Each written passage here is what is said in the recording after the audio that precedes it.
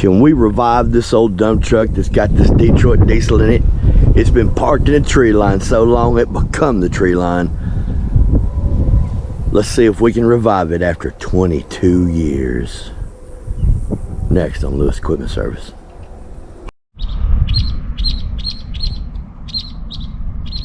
Hear that beautiful mockingbird? Sound of Texas right there, folks.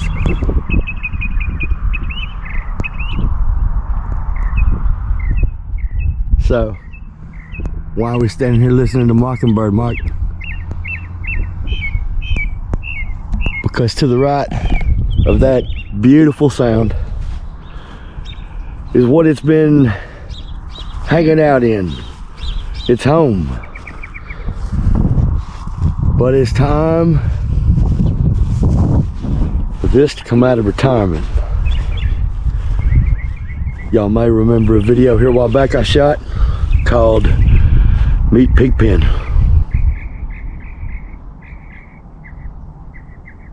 Well, meet PigPen.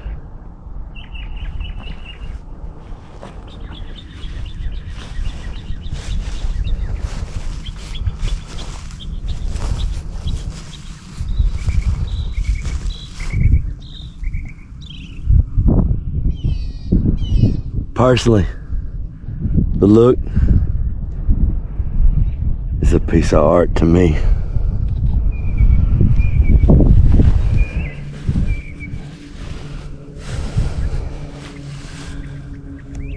Anyway, let's get started.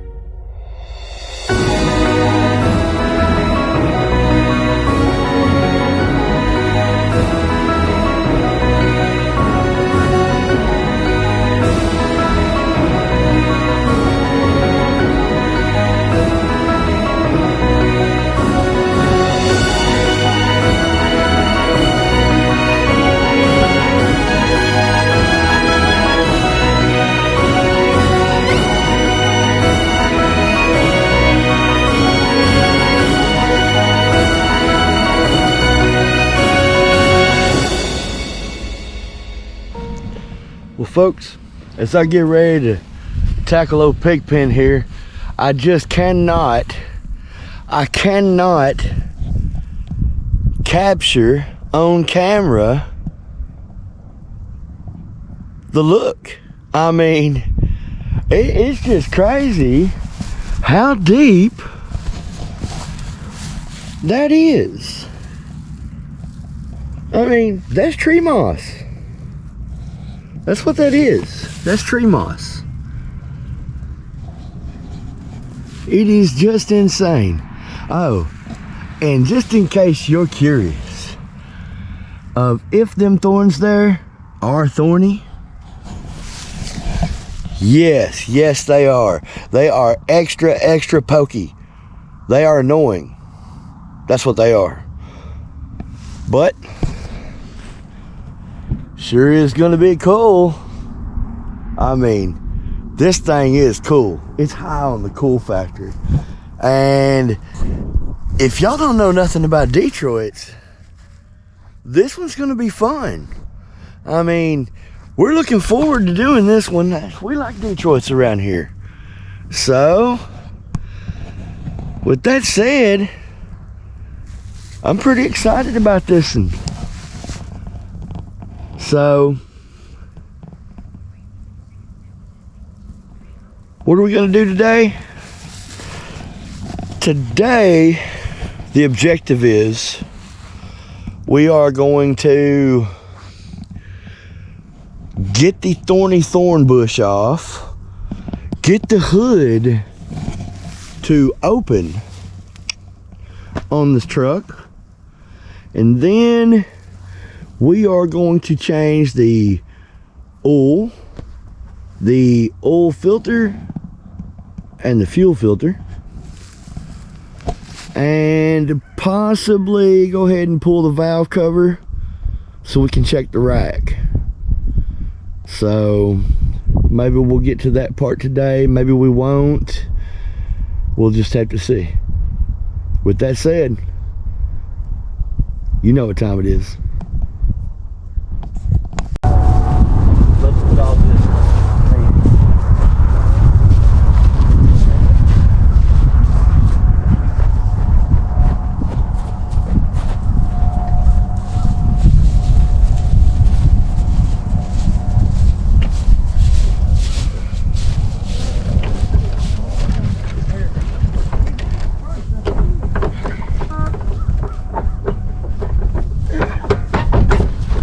Jake, we got the tank. What is this again?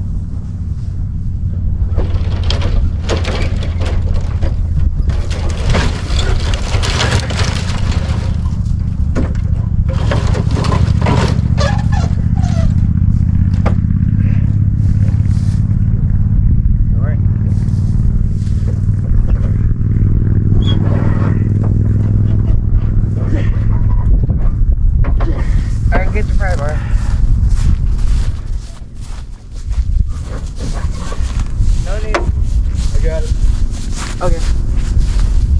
I've gone into the system just to make myself feel useful. I watch out if you go into the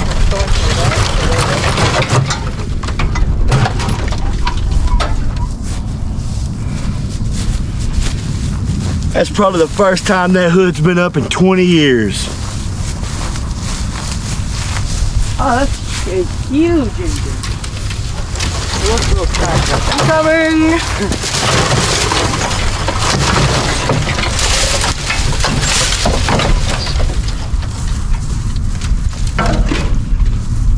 Do you want me to try to go find another pair of gloves? Yeah. What? No. Alright. Alright, first things first, folks. We're gonna pull all the filters off this dude and then get ready to change the oil on it, which isn't gonna be a small fix, because as you can see, the grass is already quite tall around it. So that's gonna be fun. But we're gonna try to get all the filters off of it and everything so that we can get ready to revive this old big boy. Yep, PigPen's a filthy mess. See why I call it PigPen? I mean, it's everywhere. Looks like that fuel line's gonna have to be fixed, because as you can see, it's all cracked. Got a hole in the line right there. That's an interesting way to make sure your radiator is full. Do you see those? Those are clear. You can see if you got fluid or not, I guess. Huh. Alright. Well, let's get these filters off and see what we find. Alright everybody, so set up so that we can do a little bit of the fuel system maintenance. First things first, the very first thing I've done is went ahead and pulled the fuel canisters off so that we can replace the fuel filters. I've actually got the little pods, whatever you want to call those things that hold the filters.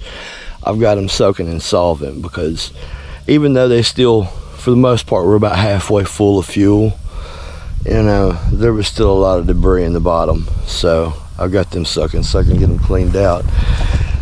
The other fuel tank on the driver's side of this dude, get around here. I don't really have a lot that I can shine down in there, but maybe you can get you a peek in there. You know? Yeah. It's I don't think they were using this tank. So with that said, I don't think we're going to use it either. We're going to use the passenger side tank. It still had a small touch of fuel in it. Yeah, it don't look very good, as you might imagine. I've got a little bit there. I drained as much out of the back plug as I could, but eventually you're going to hit a point where you can't drain anymore. But there's still going to be more fuel inside that tank. What I did, we luckily happened to have a, you know, long suction thing. You might not have that. Something else you could probably do if you happen to have, you know, one of those little clickety clackety electric fuel pumps sitting around, maybe 4 or 6 foot of fuel pump or fuel hose. You can hook that up, throw your battery over here off your impact or something, drill, whatever, and just suck that stuff right out. So with that said, however, it's still pretty slimy in that tank. I don't like it. So what I'm going to do is pour the rest of the diesel I have here, because that's cheaper than solvent, even at $6 a stupid gallon. And we're going to pour it in the gullet of the old juice it up thing, and maybe take some rags and reach in there with my long needle nose pliers. I mean, my arm can get in there, but I mean, I don't have much reach, so maybe with the long needle noses, maybe I can get some of that slimy stuff wiped out. Who knows? We'll see. And then we're going to try to suck it back out with the sucker thing, what won't pour out the back. So with that said, I'm gonna go ahead and get set up and do that. Alright folks, so bear with the hat. Need a new Cletus hat. Yep, does so some of the better straw hats if you're curious. Where we at on PigPen? So I went ahead and did a bunch of stuff off camera that you can do easy. I mean, some of this stuff doesn't even need to really be pointed out.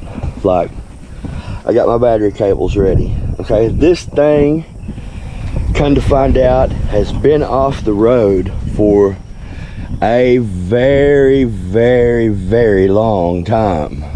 How long? Well,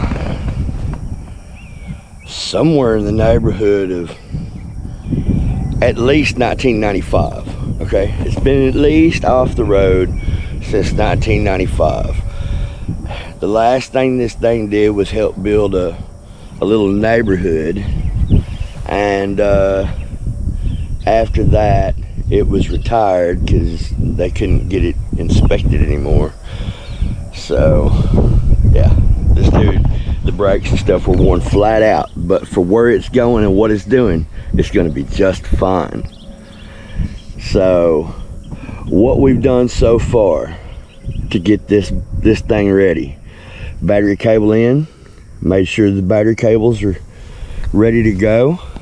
We went ahead and changed our fuel filter, filled them back up. Anytime on diesel, you want to make sure that you bleed your system, and whenever you're changing the filters, just go ahead and fill the filters up with diesel before you put them up there. It really cut out a lot of the problems. So the other thing that we've done, of course, oil filter. I had to jack this baby up. It was sinking into the earth. It was too low for a fat man. I still got to pull out the air filter and blow it out. And fuel tank. We've cleaned the fuel tank. It looks like this is going to be the only real usable tank. That other tank, it don't look so great. So this tank here, and let's see, then of course we'll have to fill up the coolant system beforehand. The other thing that we're going to do, if you don't know these old Detroit engines, I'm going to get Chris to give y'all some history on these bad boys. They are production from General Motors. That was their industrial diesel, if you will, and many of these things are still in use today. Yeah, right now. With that being said, oh, and you can, with little tinkering and adjustments and, you know, some upgrades, you can make these things really make power. And they come in many configurations. Again, I'll see if I can get Chris to give you some history for those of you unfamiliar, or you just want to hear it again. So what's left? Well, as of right now, what's left is I'm going to pull the valve cover, which means I've also got to move that brake cylinder can right there, and we're going to check the rack on this and make sure, because it's been sitting here for a long time. We're going to make sure that rack isn't stuck, and once we know the rack isn't stuck, then we'll be able to put this back together and finally give it a rip. So that said, I'm gonna get set up. I'm gonna go ahead and get the valve cover off. There's no need in boring y'all with that, but we'll show you the rack and what's what with that when we get there. So here we go. Ready for fall. Just saying. At least this Texan is. I am ready for fall.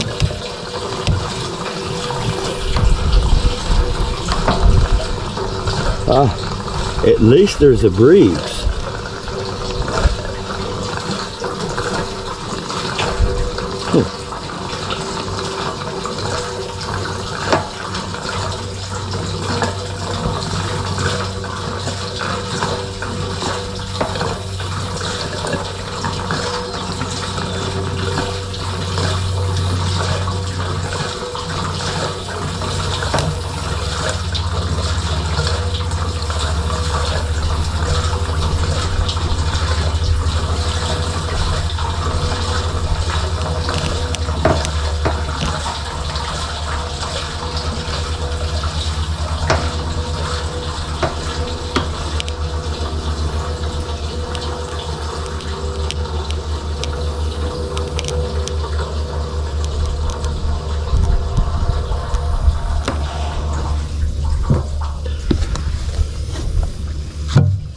All right.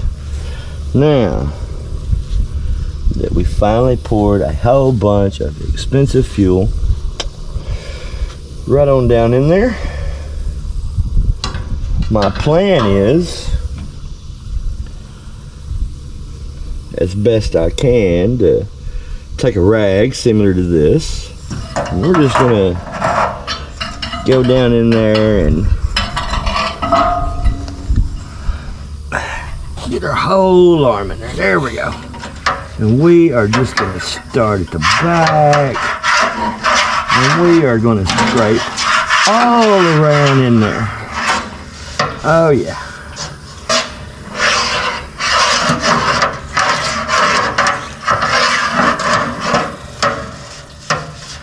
We're just gonna wipe around real good with our rag as best we can to get all of the bottom and the sides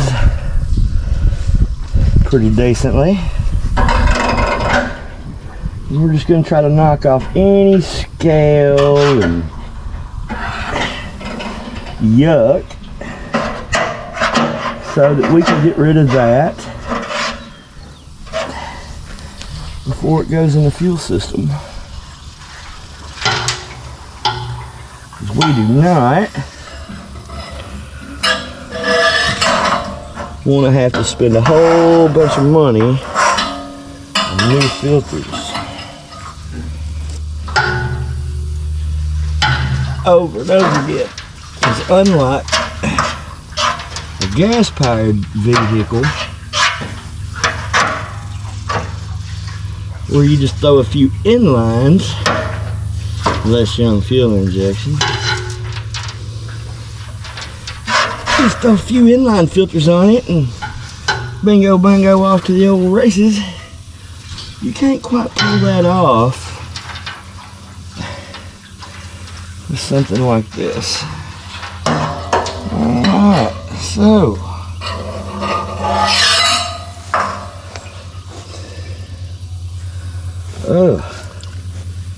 yeah.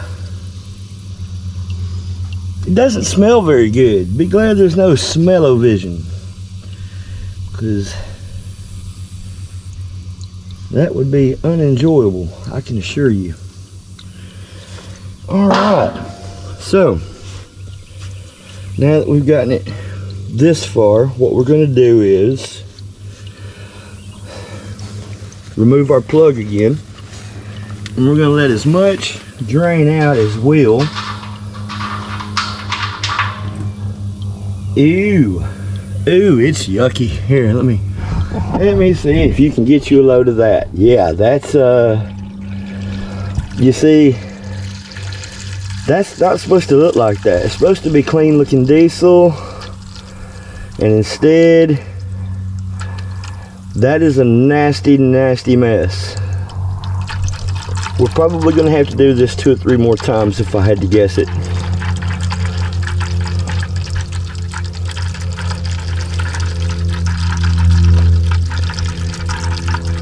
Yep. Oh, there's chunks. Did you see the chunks? Yeah. And it's got a smell to it. It's not quite varnish like what you would have on, say, a gasoline engine. You know, on a gasser. On a gasser, you would have the smell of varnish. Oh, and it'd be pretty bad by now. 20 years. So, you know, if that fuel was just a couple years older, believe it or not, it'd probably be fine. Before they started tampering with all the fuel. You know, it sure is a shame what they've done, because they took something that used to be pretty stable, you know, and you could buy it while it was cheap and store it as you needed to, and they turned it into, well, a way that's basically just a money pit for them. That's why they keep saying record revenue all the time. So That stuff's still nasty dropping out of there. I'm just trying to tell you. I mean, it's really bad. Ew. That's some of the worst I've ever seen out of a diesel tank.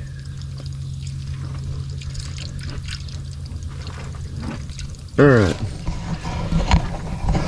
So what I'm gonna do now, I'm just gonna let this finish draining out. I'm gonna take my suction thing and give it the old suck out as best I can, and use some rags and wipe the inside out and see where we're at.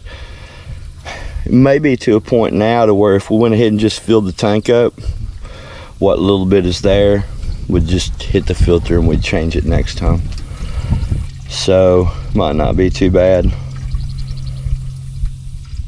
Then again, I may have to flush this out again with another 10 gallons of diesel, so we'll see where we're at. All right, folks, so Chris and I are out here on PigPen, and we're getting ready to start this Detroit after all of these years with it not running. So needless to say, there's been a whole checkout list that we would recommend if you're ever out here having to do this on your own to get one started. But we thought we'd give you a little information about the Detroit engine. You know, we ain't gonna go in depth or anything, but you know, we mainly focus on one series of this engine, and Chris will walk you through it, and we'll get up there and kind of walk you through what you need to look at if you're starting one up after a long period of time with it sitting dormant. And with that said, I'm gonna let Chris carry it away. All right, this old truck, of course, has got what is called a 671 Detroit diesel, and 6 is just a 6-cylinder, and it's 71 series. To give you a little bit of history of those, in 1938, back when manufacturers were designing diesel engines and stuff, General Motors came up with a 2-stroke diesel engine and developed it, in which a 2-stroke means that it fires every 2 strokes. Goes up, and when it's top dead center, it fires, and then of course when piston goes down, the exhaust goes out and goes up again. Whereas most of your engines are 4-stroke engines, it makes 2 revolutions per each time it fires, which is 4 strokes. But anyway, Suck, squeeze, bang, blow. yeah, anyway, they designed this engine in 1938, and then in 1939 they started putting them in buses, like old Greyhound buses and stuff. And the 71 series, which is the first one they designed and built, means each cylinder is 71 cubic inches. So you can have a 371, it's got the same pistons and liners and everything, it's just 3 cylinders. And then 471, same thing, 671, and then they have the 8V71, which is just a V8. Still the pistons and liners are the same.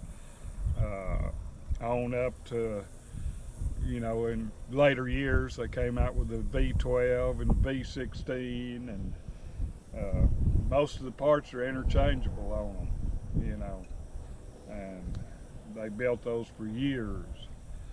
And in the 40s they built the engines and put them in military vehicles, and then on up in the 50s they started putting them in construction equipment, industrial machines and generators, power plants, all kinds of things, and trucks.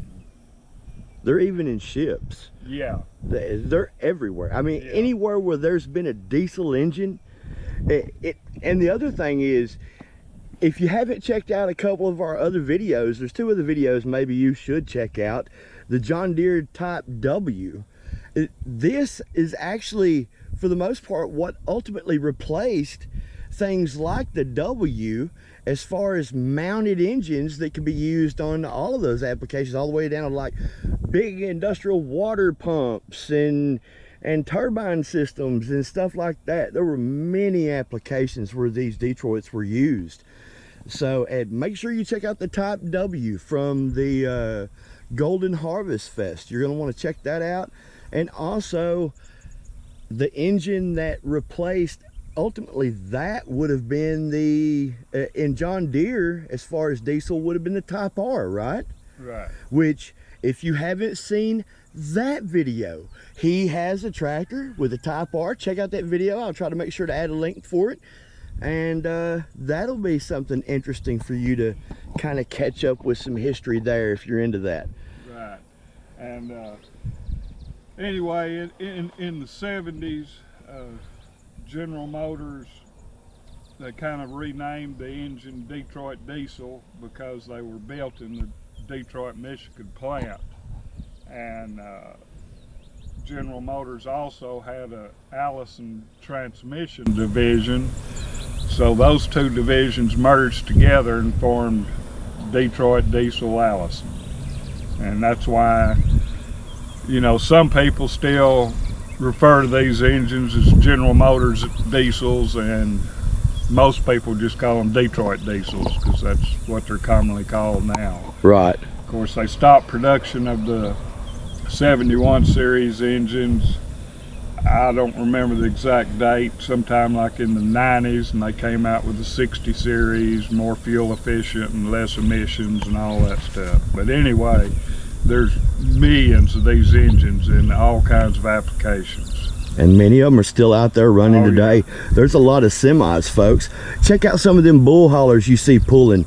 Ask them fellas what they got. A lot of times they're them old Cat 215s, or they're these Detroit engines. So right, and oil field equipment, drilling rigs and stuff. Yeah, they were mostly powered by Detroit diesel engines. Yeah, so these engines are still quite popular even today. And if you're into the more modern computer stuff, you may not get the power and you may not understand the performance available in the old mechanical stuff. This stuff doesn't give a crap about wiring, you understand? It doesn't care about none of that. Either it's got fuel and it's running, or it doesn't. It's that simple, you know. But the other cool thing about this particular setup was they had a couple different induction methods. So, and Chris could probably tell you more about that than I could, but this is one of the few applications where you could possibly see a supercharger and a turbocharger on the same application.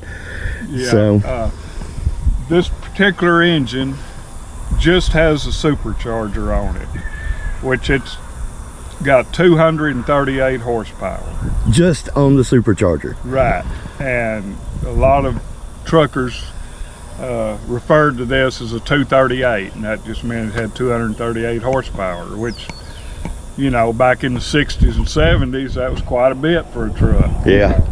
And then you can add a turbocharger on here, same engine with the turbo and a supercharger, and they're 300 horsepower.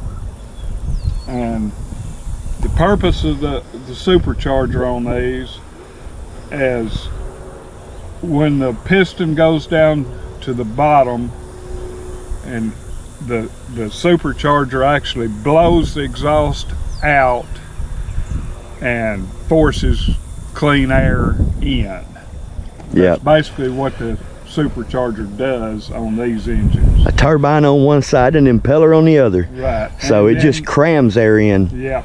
And then, you know, racers back in the 70s, they found out, you know, they could put a supercharger, which that's what they used on the early race cars, race engines. Yep. They got a 671 belt driven blower. Front mount blower, yeah. And mounted it on there. And, you know, of course, now they're been improved and stuff for oiling, where they'll handle way higher RPM and all that in race applications. But anyway, that's where that originated. Yeah, very cool stuff.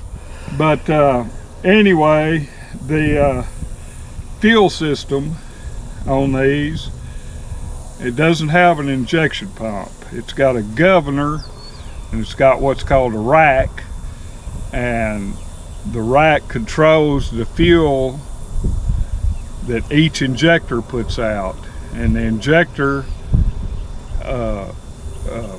opens and fires from a push rod from the cam driven. So it's all cam driven. Right. So when these machines sit for a long time, sometimes that rack will stick, and when they start, the rack is automatically wide open. And as soon as it starts, the governor pulls it back to idle. So if it's been sitting a while, you better do some checking before you start it, because if the rack is stuck and it's wide open, when you start it, it'll run away and you can't kill it.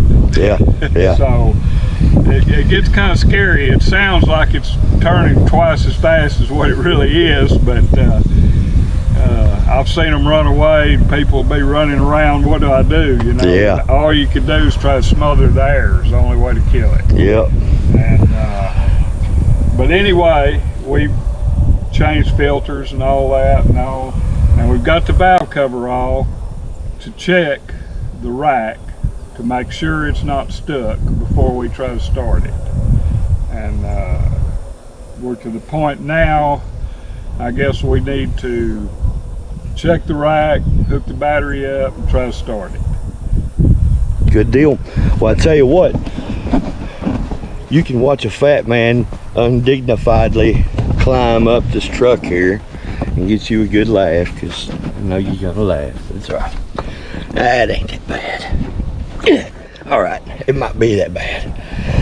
All right, so we're gonna stand here and wait on Chris to make his way up here.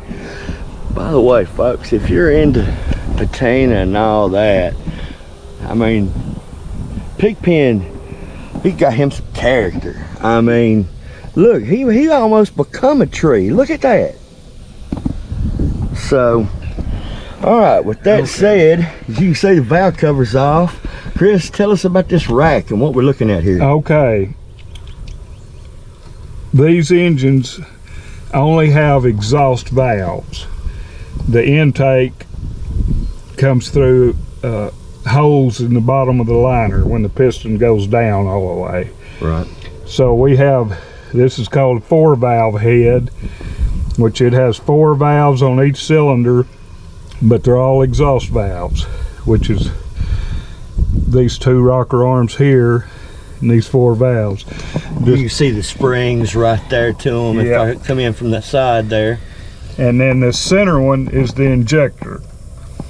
And you have fuel ports in the head, and you have these little fuel lines, which one of them is the fuel coming into the injector, and the other one's return line, fuel going out. And this is what's called the rack. And as you can see, I can move it. It's a little stiff, but it's, the more I move it, see, it's getting free now. It's going back on its own. Right there is wide open. There's some little plungers in here that go in the injectors, and that's what controls the amount of fuel the injector puts out each time it fires. But when you start this, it's on wide open, and when it starts, the governor pulls this rack back, which idle is back this way.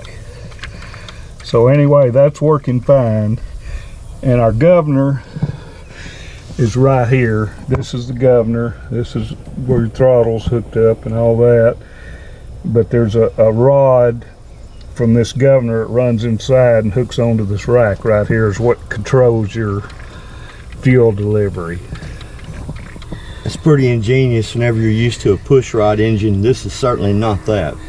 Right. So they it has roller lifters, which are mounted in the head, which are right over here, and it's just a little short push rod to this rocker arm, and that's all there is. Once you pull the head off, the lifters, everything comes off with the head.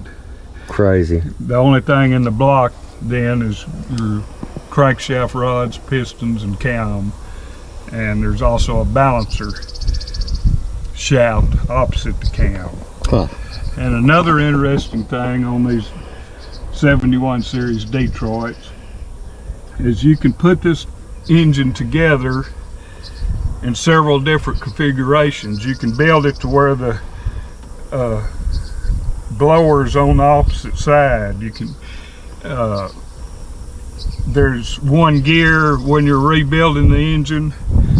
You can the idler gear that runs the cam, you can put it in 2 different positions, and you can make this engine run reverse rotation. Which the buses, the old Greyhound buses, the engine actually turns the opposite direction. Counterclockwise. Right, because they're in the back of the bus instead of up front.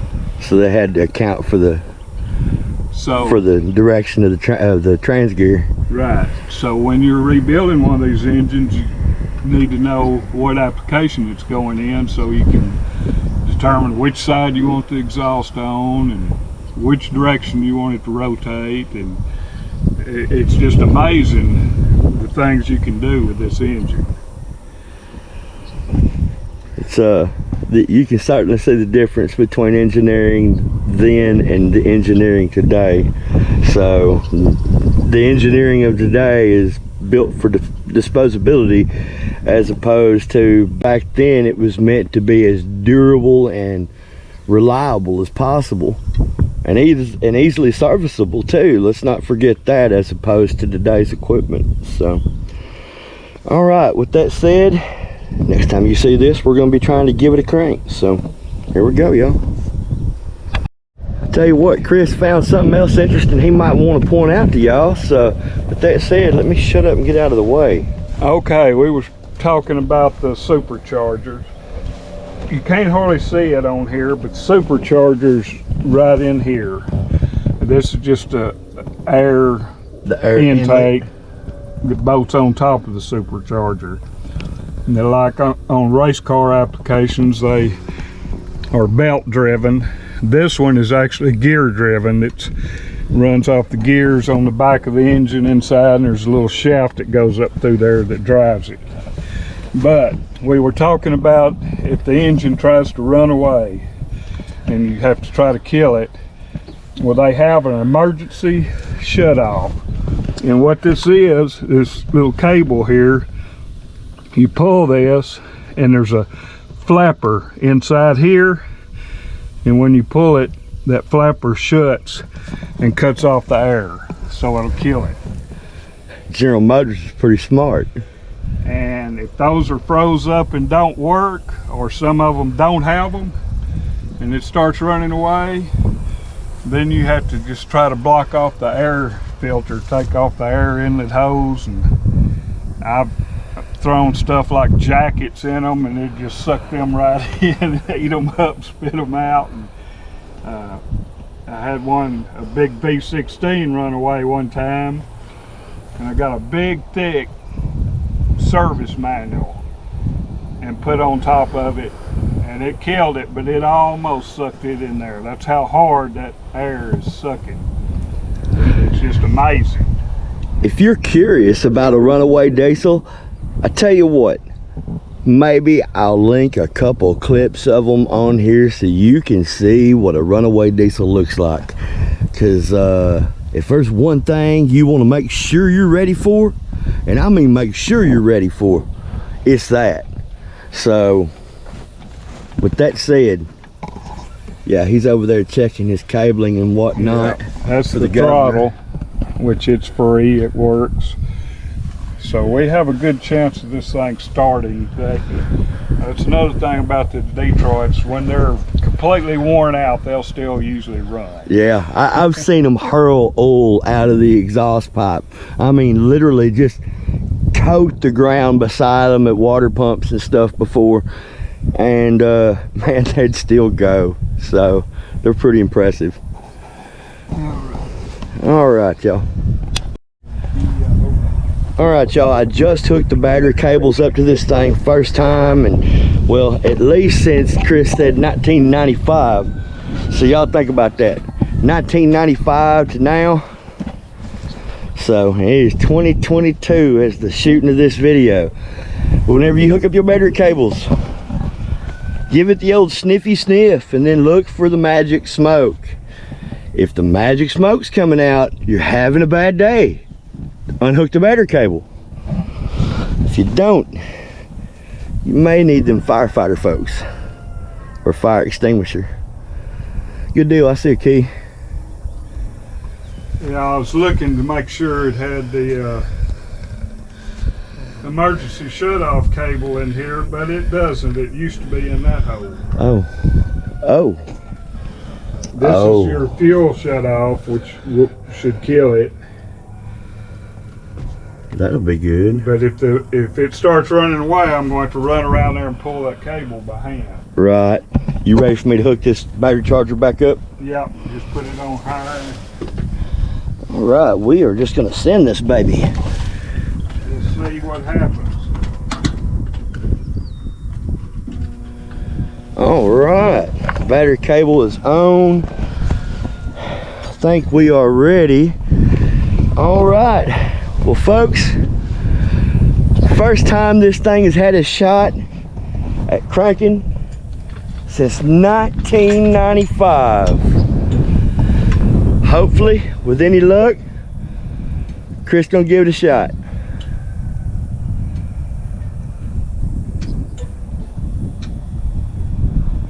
Nothing doing. All right, folks, we threw another battery on there. We wired it for a 24-volt system just in case. So Chris gonna give it a spin and see. We might have to bring a pickup over here. Pickup. Wait. Little. No, we're gonna need something else.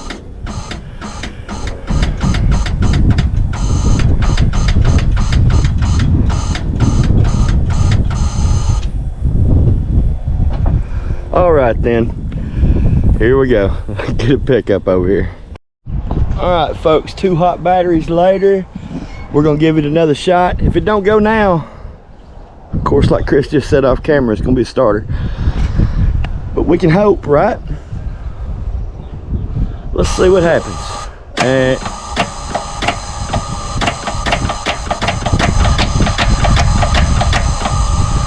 that starter is hating life. Let me see if I got anything to slap it with. I do. We've got the starter get right tool. You may, your starter get right tool might look different.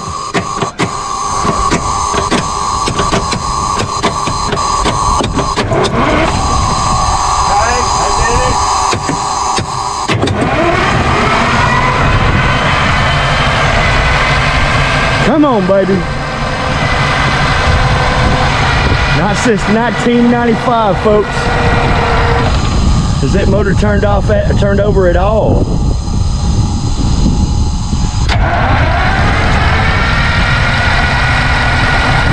Come on and pick that fuel up.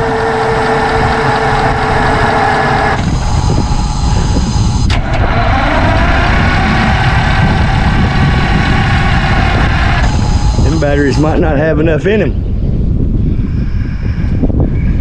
We got one injector stuck for sure. For sure. Yeah. Let me get where I can let y'all see what he's talking about here.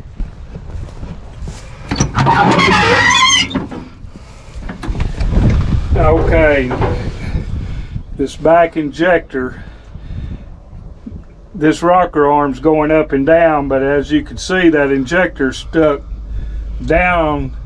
There's a big gap. Let me just bump the starter and you can see the rocker arm going up and down, but the injector never moves because it's stuck down.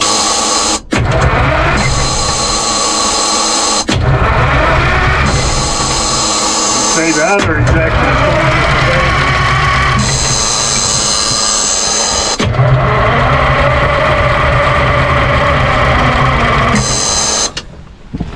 It looks like this one's the only one that's stuck. And with that being stuck down like that, it's just trying to run fuel in. Non-stop. Yeah, and that's why there's no fuel going through the other ones. So, we're going to end up, we'll have to try to pull that injector there out, get it freed up, and then we'll also check and make sure we got fuel. You know, if the little fuel pump's pumping fuel. Right, yeah, because I don't think there was any fuel delivery. No, there wasn't any smoke or nothing. But anyway, at least we got it where it'll turn over. We're getting a whole lot closer. Just a few more things to check and then it'll probably run. Indeed. Good deal. Well, until then. Alright, earlier guys, I was telling y'all that I was going to show you how, or tell you rather, how to get the valve cover bolts to break loose. Say if the big plastic knobs are broke off of it and it's not threaded or anything, so you're really at a disadvantage. But what I do and what worked on this one is take you a hammer and give it 2 or 3 good jarring blows just to kind of hope to break it loose. And after you do so, see the center? Well, that spot right there is almost exactly the same size as our bolt is. So instead, go to the edge, okay? Go to the edge and push it down on there as good as you can get it, and then kind of twist it in an angle,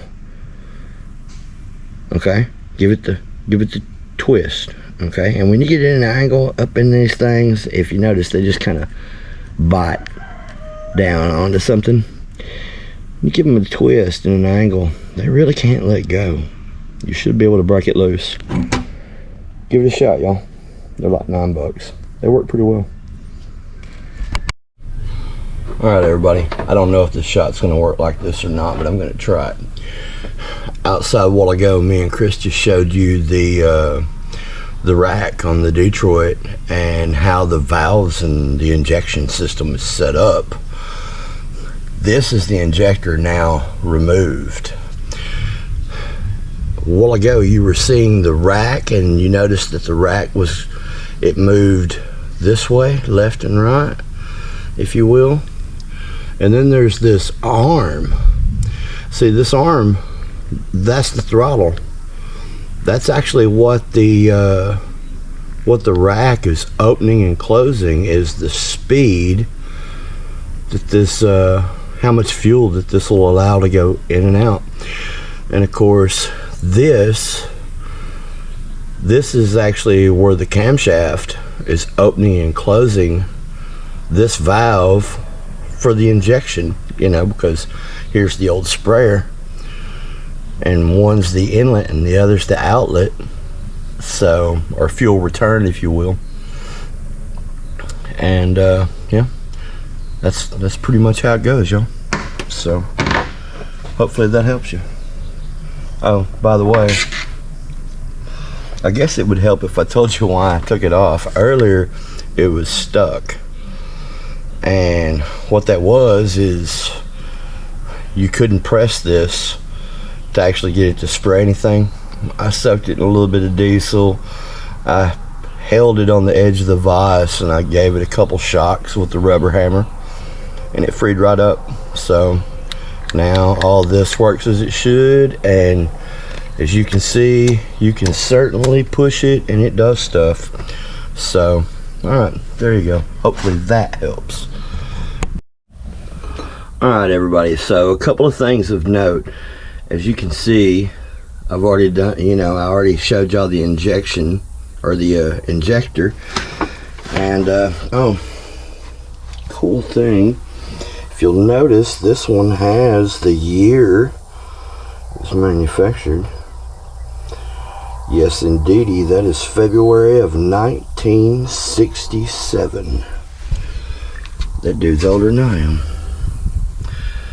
That said, if you'll notice, I'll kind of give you what you're seeing as opposed to, you know, what's been done and what hasn't. What I've done here to get to this point is these two lines, as he was saying. You're going to disconnect these two lines. That's a 1/2 inch. You're going to then take your two standoff bolts here and here out. That's going to be a 3/4. You're going to slide the bar out. Okay, and when you do, your two standoff ends will just come out of the way, and then your rocker arms will just lay over, similar to that. So with that said,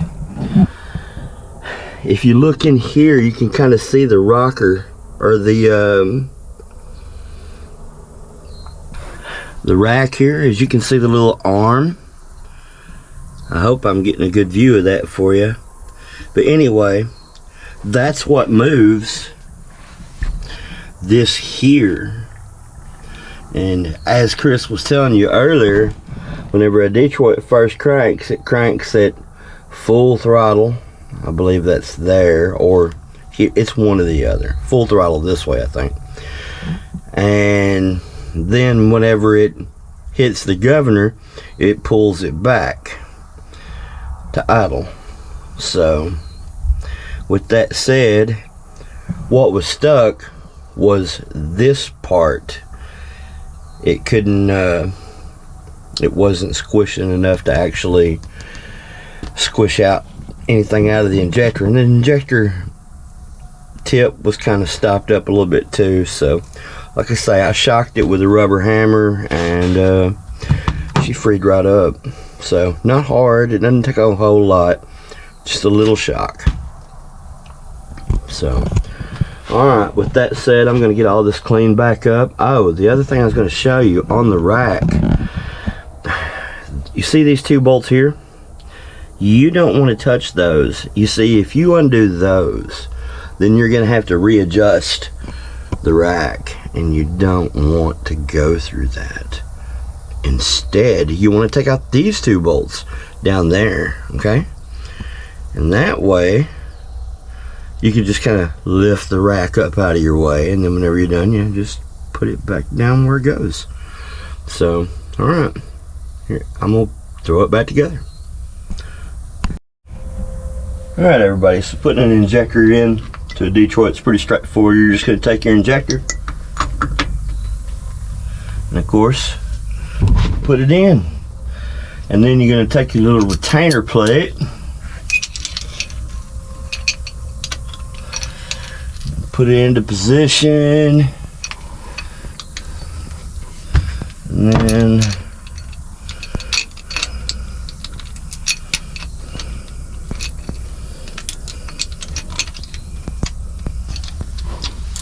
there we go.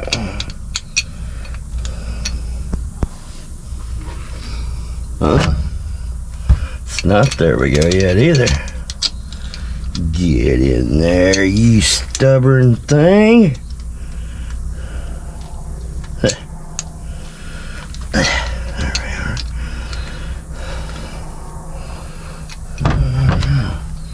So, now we're going to take that.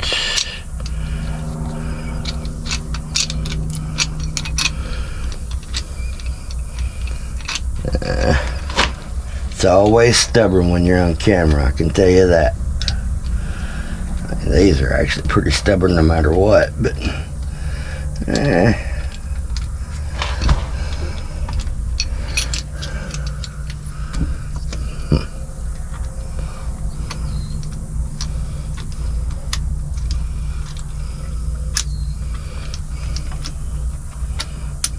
there we go. It don't always go according to plan, and I can tell you what, on the camera, trying to actually get everything to go just right is not always the easiest thing. So, all right. Now that we've got that screwed back down, I'll reach in here and had a little touch of dirt I didn't really want there, so now that's out of the way.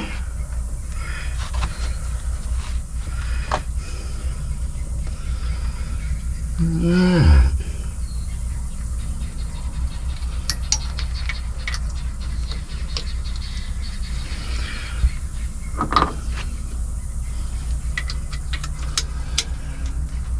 Alright, and as you can see, all of it goes together pretty simply. You're gonna flip all of these back into their location and take your posts and go ahead and just try and locate them at each end, and then you'll be back to your link bar. And if you just kind of give them a gentle raise, they'll usually slide right back into spot. Sometimes they're stubborn, but most of the time you can kind of coax them right in there.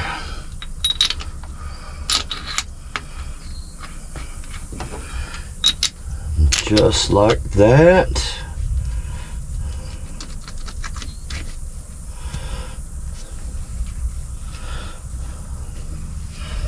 Just like that, after we give it the old tighten,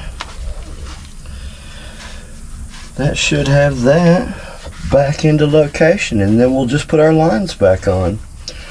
So, with that said, let me get the ratchet. The only downside to working on big stuff like this is you have to get up and down a lot. Alright folks, so we're going to give it a go. Detroit diesel, hadn't ran since 1995.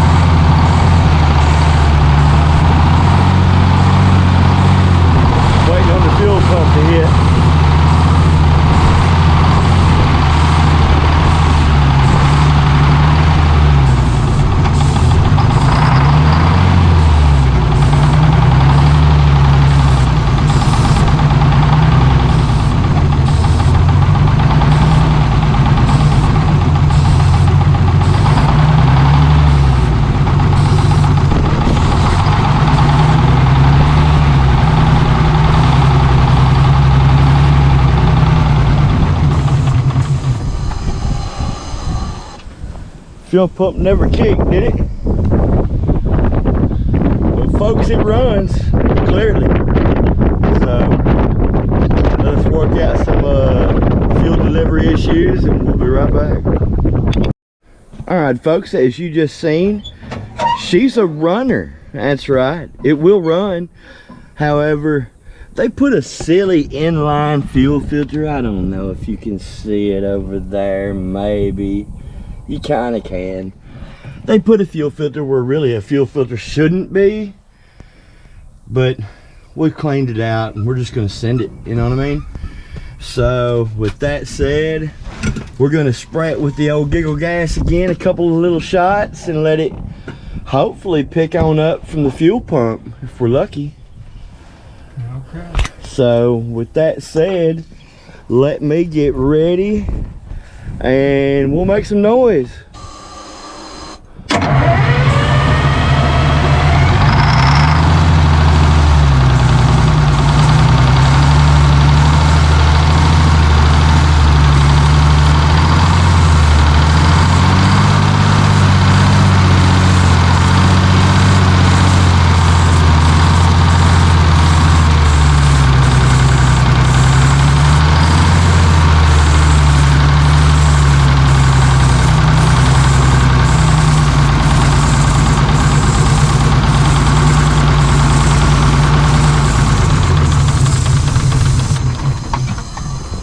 I'm all out with that can. Still didn't pick it up. That's it. In that one. About half can. It was the one we started with earlier. Might have to pour some diesel in there. We'll try it and see.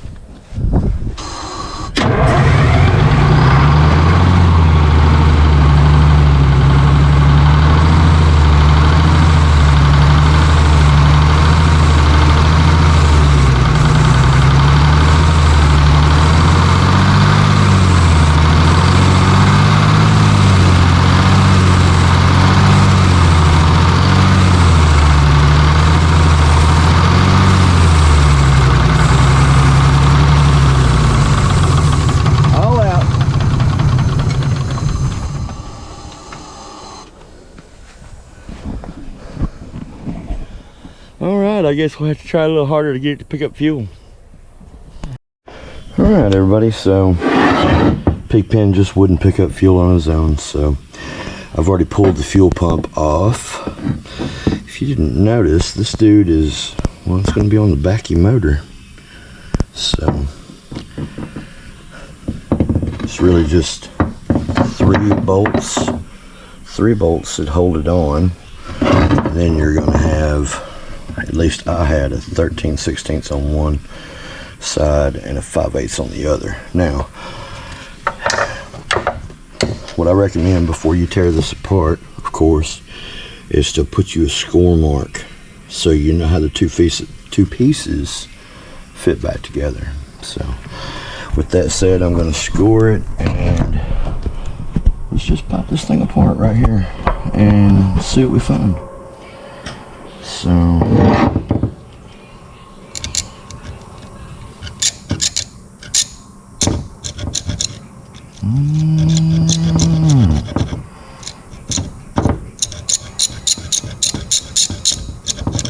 make you a good obvious score mark.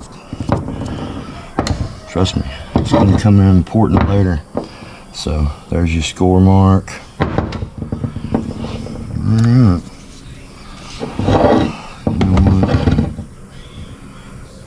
Yeah, we'll take that valve out in a moment.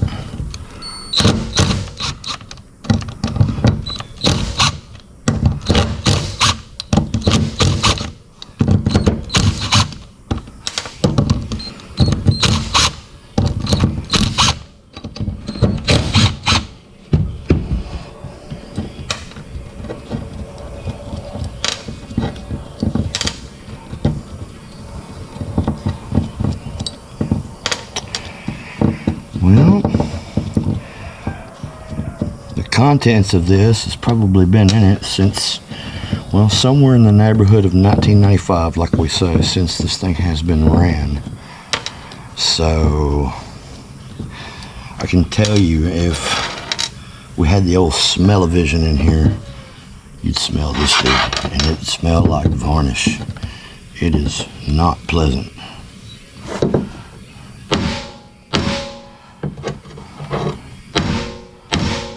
Sorry for your head, for your ears there, folks. It's apart, but it's not coming apart. Tell you what, give me a second. I'm gonna go over here and pop the device.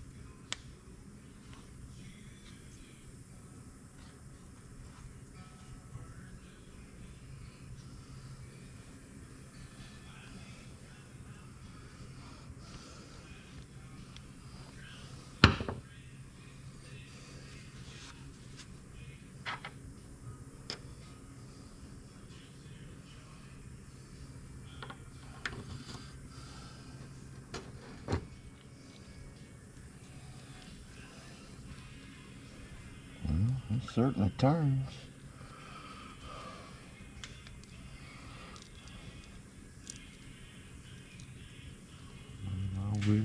I do feel a little something little. I'll keep turning it and see if it passes.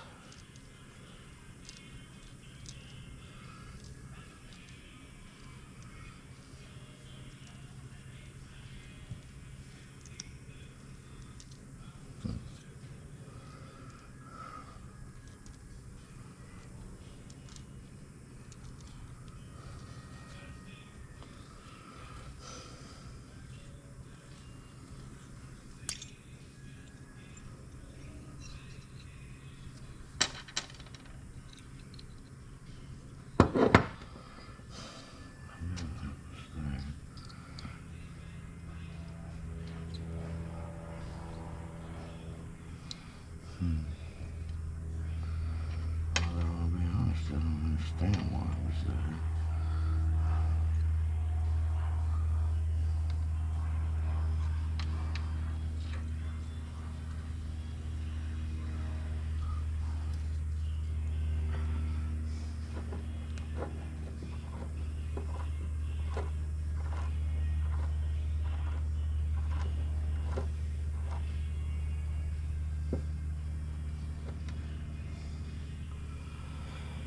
Alright, I'm going to put a little grease in here. See if that'll kind of help us with our kind of rough feel.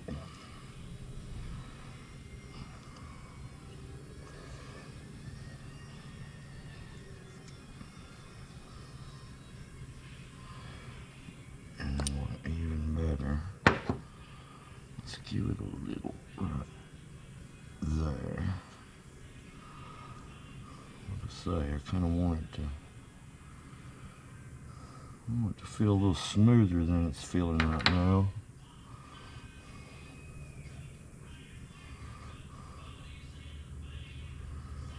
So we're just gonna treat these gears to a little bit of grease.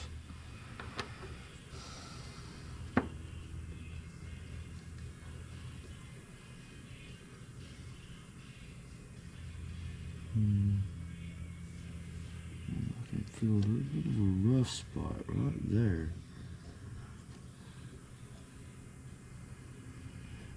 I think it's just where that's starting to wear a little.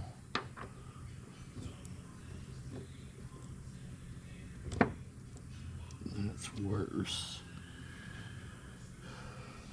Of course, that's supposed to be that direction.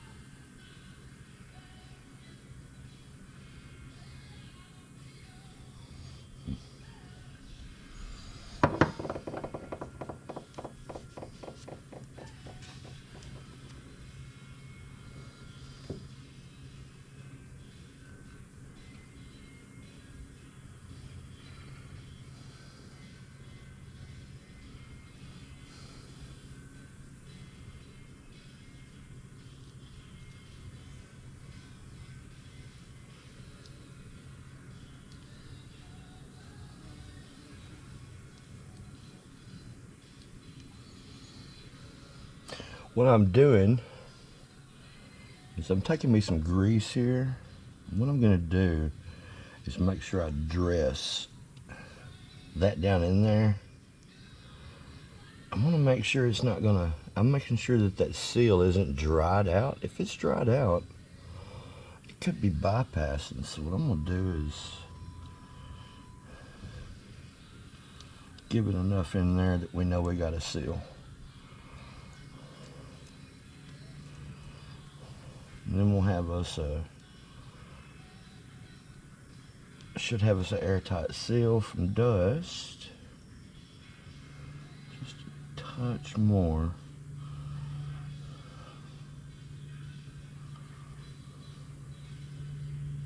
Just like that.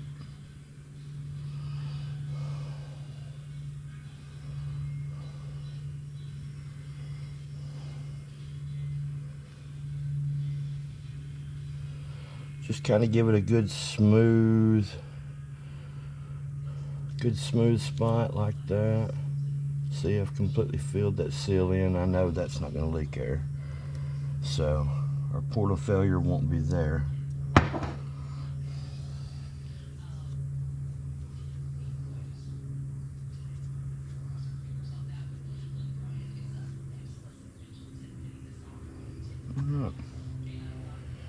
Alright, I'm going to clean my hands up. I'm going to clean up the two maintenance surfaces on this and get things ready. And we'll get it back together the rest of the way. Alright everybody, just off camera, I've stuck the bolts back in it. I'm just going to slowly run it down.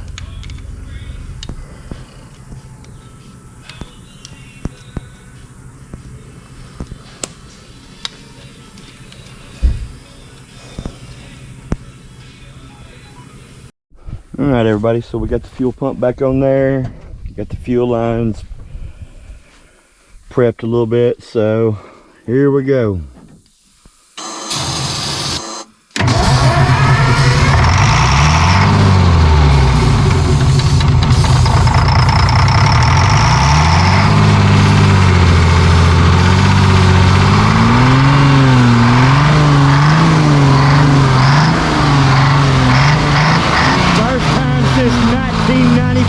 Folks, she lives.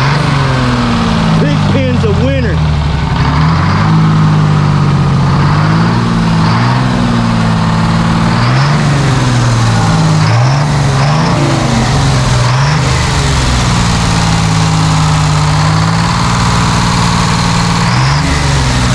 Okay, so just a second.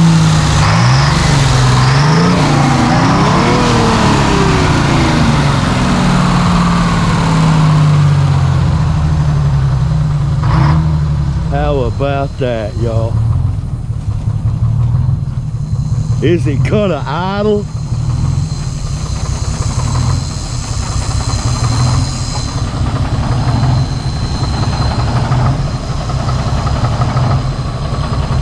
Gonna get down and idle. How about that?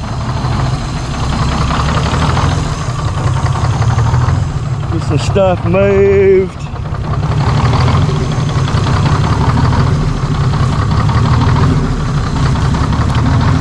Bear with me, y'all. I'm trying to move some stuff out of the way.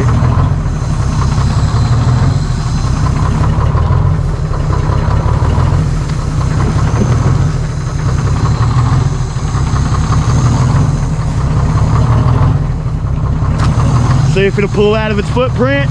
Then we close the hood first.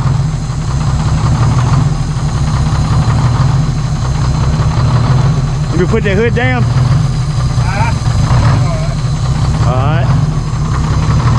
Alright, we're going to see if it'll move out of its own footprint.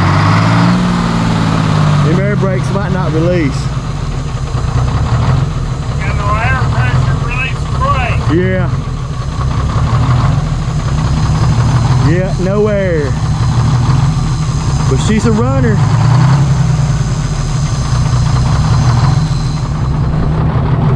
There you go, folks. First time this old Detroit's cranked since 1995. How about that? And it's idling. mean, isn't that great?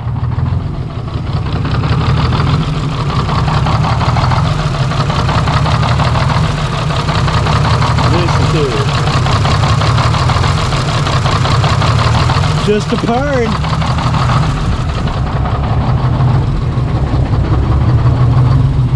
Hop in here and get a little looky at what he's trying to see, y'all. I was trying to pull the shut-off cable that froze up. Well, it runs, but it don't unrun. Well, kill it out there. Check it out, y'all. Oil pressure, water temperature works. Yeah. That's pretty awesome.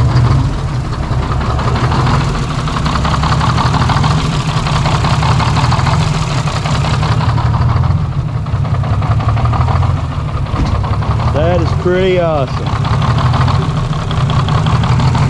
Sitting here idling. Chris gonna pull the fuel shut off on this thing.